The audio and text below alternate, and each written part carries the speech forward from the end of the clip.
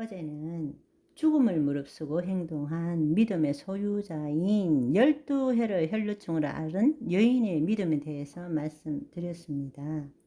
그러니까 첫 번째 부류의 치유는 바로 하나님의 주권적인 역사가 아니라 인간의 절대적인 믿음으로 하나님의 능력을 이끌어내서 치유를 받은 예입니다.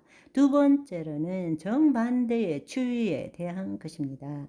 인간의 믿음과 상관없이 하나님의 주관적인 능력으로 치유 사역을 행하신 것입니다. 그러나 이것에 대해서 자세히 살펴보시면 예수님께서는 어떤 목적을 가지시고 우리에게 뭔가를 알려주시고자 그렇게 하신 것입니다.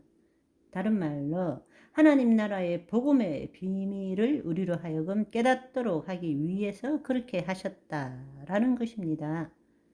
많은 예들이 있지만 두 가지 예를 들어서 생각해 본다면, 첫째로는 날 때부터 맹인인 자를 치유하신 것입니다. 요한복음 9장 1절에서 12절의 말씀인데, 그 맹인이 예수님이 누구인지도 모르고 본인은 눈을 뜨려고 애도 쓰지 않았는데 예수님께서 땅에 침을 뱉아 진흙을 이겨서 그의 눈에 바르시고 말씀하셨습니다. 실로암 못에 가서 씻으라. 실로암은 보냄을 받았다라는 뜻이죠. 그래서 실로암에 가서 씻으라 하시기에 이 맹인이 가서 씻고 밝은 눈으로 돌아왔습니다. 사람들이 묻되 어떻게 해서 내 눈이 떠졌느냐? 이렇게 할 때 듣기는 들었는데 예수라 하는 사람이 그 진흙을 이겨서 내 눈에 바르고 나더러 실로암에 가서 씻으라 하기에 가서 씻었더니 이렇게 눈이 떠졌더라. 그런데 그 예수님이 어디 계시는지도 알지 못하더라. 그러니까 맹인은 예수님이 누구인지도 알지 못했고 예수님에 대한 믿음도 없었지만 예수님께서 하나님께서 하시는 일을 나타내고자 예수님이 주권적으로 그 맹인의 눈을 뜨게 했다라는 것입니다. 이와 비슷한 예가 베데스다 연못에 38해 된 병자가 치유받는 경우도 마찬가지입니다.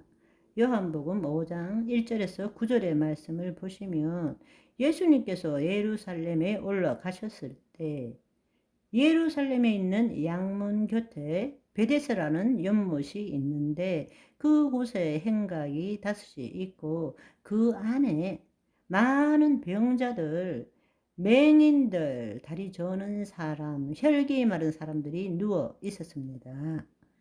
이유는 한 가지입니다. 왜냐하면 천사들이 와서 물이 동할 때를 기다리는 것입니다. 가끔씩 천사가 와서 이 물에 못에 내려와서 물을 움직이게 할 때 그 움직인 후에 제일 먼저 물에 뛰어 들어가는 자가 어떤 병이든 간에 치유되었기 때문입니다. 그런데 그 수많은 병자들 중에 38년 된 병자가 있었습니다. 그런데 그도 예수님이 누구인지 예수님께서 치유해 주시기를 원하는 것도 아니었습니다. 예수님께서 그 누운 것을 보시고 병이 오래된 줄 아시고 너가 낫고자 하느냐 이렇게 물었을 때 네네 라고 대답한 것도 아닙니다. 병자가 대답하여 주여 물이 움직일 때 나를 못에 넣어주는 사람이 없어서 내가 가는 동안에 이미 다른 사람들이 먼저 물에 들어가서 치유받고 있었습니다.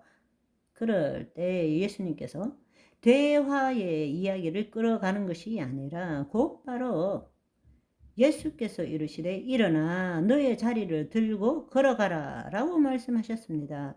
그때 그 사람이 곧 나아서 자리를 들고 걸어갔습니다. 얼마나 놀라운 이야기입니까? 어제 예로 든 혈루증 여인의 경우와는 달리 앞선 혈루증 여인과는 달리 이 두 가지의 예는 치유받을 의사도 없었고 오직 예수님께서 의도적으로 은혜를 베푸신 것입니다. 맹인과 38세 된 병자는 실제로 예수님이 누구인지조차 알지 못했습니다. 앞서 혈루증 여인은 인간의 믿음을 통해서 주님의 능력을 이끌어낸 것이지만 이 두 비유는 정반대로 예수님의 의지로 하나님의 권능을 나타내신 경우입니다. 여러분, 이 두 경우를 생각해 보십시오. 우리가 이 두 가지의 치유를 살펴보게 되면 예수님께서 어떤 목적을 가지시고 행하신 것이고 우리에게 뭔가를 알려주시고자 한다는 것입니다. 우리가 이것을 깨닫게 되면 우리는 이 땅에서 완전히 새로운 믿음으로 하나님의 말씀을 이루는 삶을 살 수 있게 됩니다.